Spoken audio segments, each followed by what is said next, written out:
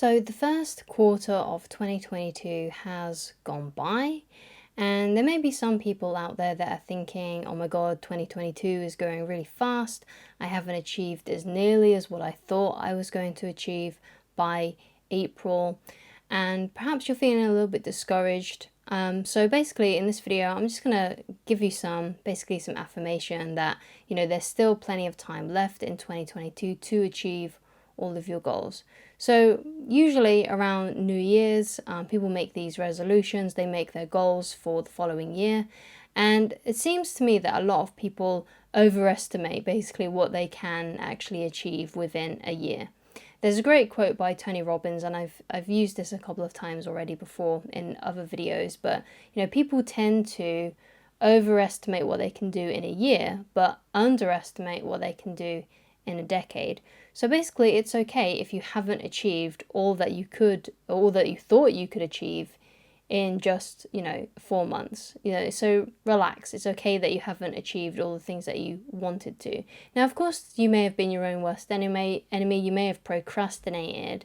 Now, obviously, if you've procrastinated, then of course you probably could have done a lot more within the time frame that you've had. But procrastination is a common thing, and all you really need to do with when you feel like you're procrastinating a lot and you're not tackling your goals is you just need to develop a little bit more self-discipline and perhaps get a little bit more excited about your goals, because if you're procrastinating, then you're probably feeling quite comfortable with where you're at. At least you're not desperate enough to basically tackle your goals, and I talk about that a lot in a video that I made about motivation. So if you are struggling with motivation and you do find that you are procrastinating a lot, then I highly recommend that you go and watch that video to help motivate you, and to help create a bigger sense of urgency, because that's what you need really. You need a bigger sense of urgency to tackle your goals, because if you were desperate to achieve your goals, then you would be doing it. You would be trying your best. You would be working on those things if you were desperate for them. So that video should give you a bit of a sense of urgency, and it will help you out hopefully with that. So no doubt if you're into self-help, personal development, then you probably wrote down your goals for 2022. So basically what I want you to do today is I just want you to have a look at those goals. And it may be the case that you perhaps was aiming a little bit too high. Perhaps your goals were a bit too big, and you may need to scale back down the goal a little bit.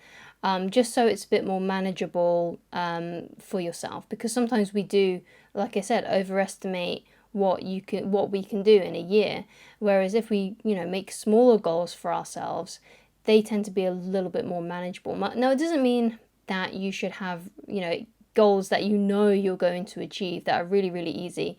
But what it means is that the goals should be big enough just to push you past your comfort zone, but easy enough that it can actually be done and it's not like some impossible dream. So basically, if you have your goals in front of you, then make some kind of plan for a new plan basically for these goals, because it might be the case like you've taken on too much, you've gotten overwhelmed, and you haven't been able to achieve them because you basically just put too much on your plate.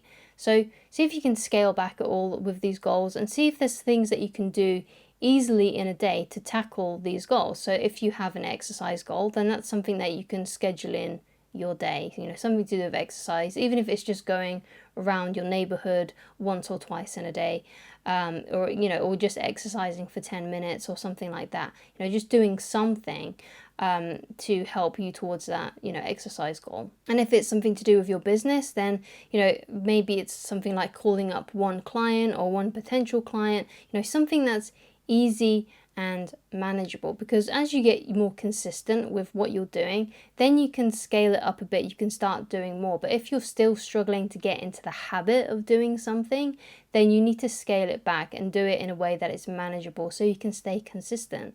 One example that I use a lot is, on New Year's Eve, a lot of people make, exercise resolutions. They get the gym membership. They're saying these grand things like, oh, I'm going to exercise 1 hour a day for the whole year, things like that. But if you haven't been able to do something that big, continuously at a consistent pace, then it's very unlikely that you're going to follow through with it. So I always say to people, if they're struggling with staying, with working out consistently, and they've not been able to exercise consistently in the past, is to just do 15 minutes of exercise, right? And once you've done, and because, that's something that's easy, it's something that's manageable, it's something that you can fit in. You could easily fit in 15 minutes of exercise during the day, right? And it doesn't have to be like strenuous. It could be just like jogging on the spot for 15 minutes. It could be just going for a walk around the neighborhood for 15 minutes.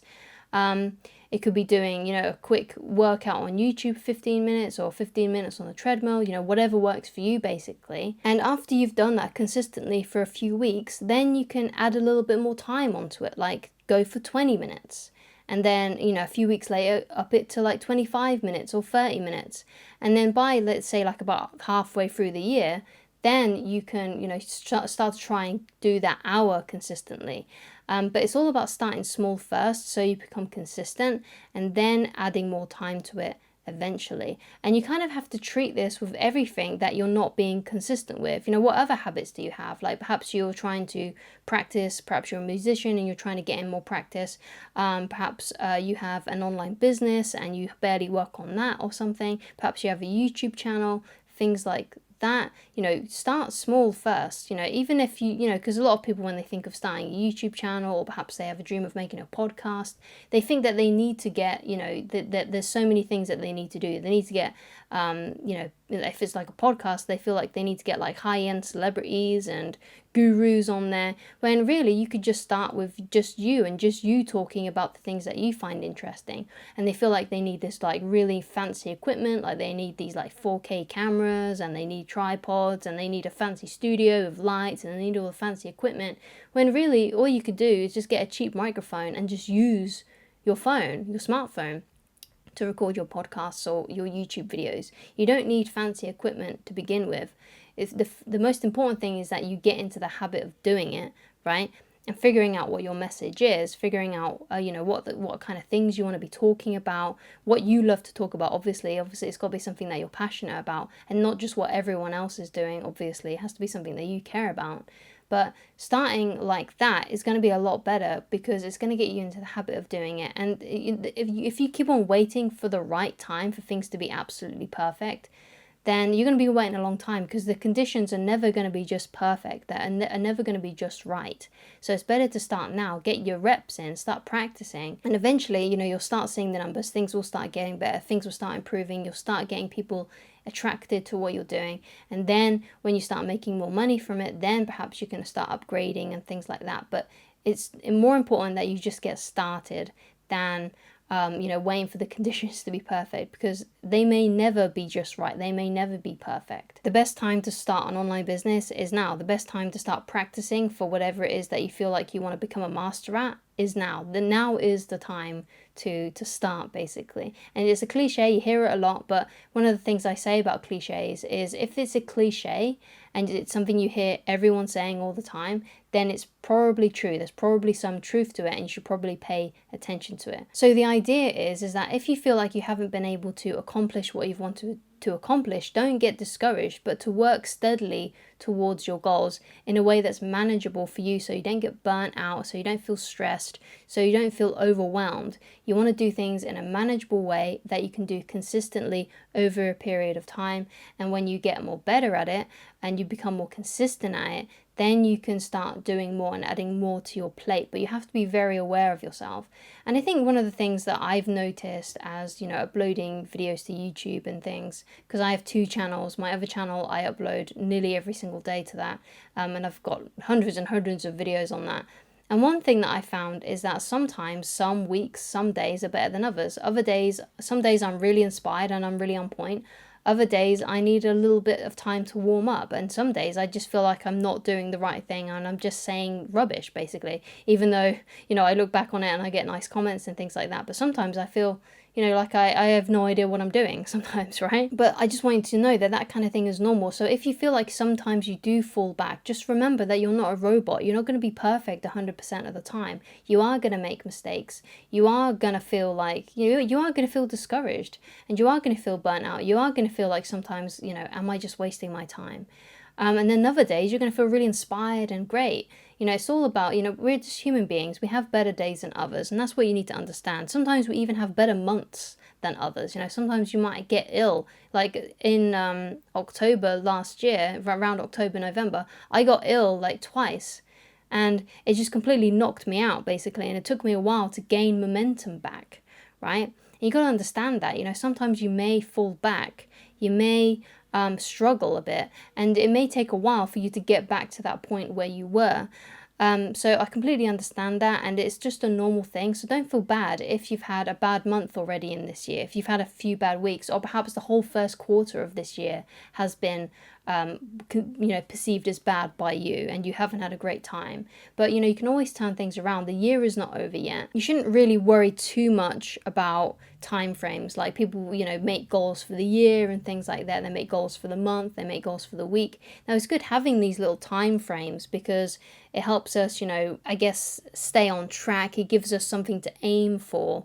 But remember, you know, if we didn't have no, you know, such thing as Mondays and days of the week and numbers on years and months and things like that, all these measurements of time, we wouldn't feel so stressed and so anxious when things like the first quarter of the year is gone, or with the first half of the year is gone, because, you know, we if we didn't have those time frames, then we wouldn't have that to measure against. So just remember, it's just time that you're kind of looking at, and periods of time. So don't get so stressed about, you know, if you haven't achieved something by a certain amount of time, because as long as you are trying your best and you keep on doing what you need to do, and you're staying consistent, and you get back on the horse when you procrastinate, and you become steady, and you make, you know, little goals for yourself that are manageable, that you can easily do, eventually you will get to where you want to go. So don't worry too much if you don't do something by a certain deadline, by a certain period of time, right? Just keep on going anyway. Don't get too discouraged. Just, you know, realize basically that, you know, if you're doing something that you really love and it's something that you really care about and it brings you a lot of meaning, it brings you a lot of purpose, you feel like you're helping people, or you feel like you're creating something wonderful, you're creating an amazing project, or you feel like you're, you know, getting better, or you're just doing it simply because you love it.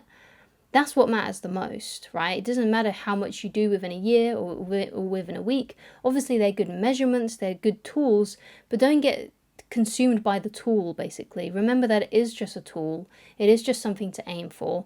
If you don't hit it, it doesn't really matter as long as you're trying and you care about what you're doing. So don't worry about the time frame too much. Don't let it get you down. Don't let that become the main focus. Let what you're doing be the focus. Let what you're passionate about become the focus. What brings you meaning, what you enjoy. Let that be the thing that you focus on the most. So don't worry too much that, you know, the first quarter of the year is gone and you feel like you haven't achieved what you was expecting to, because I feel like a lot of people are in the same boat. I'm definitely in the same boat.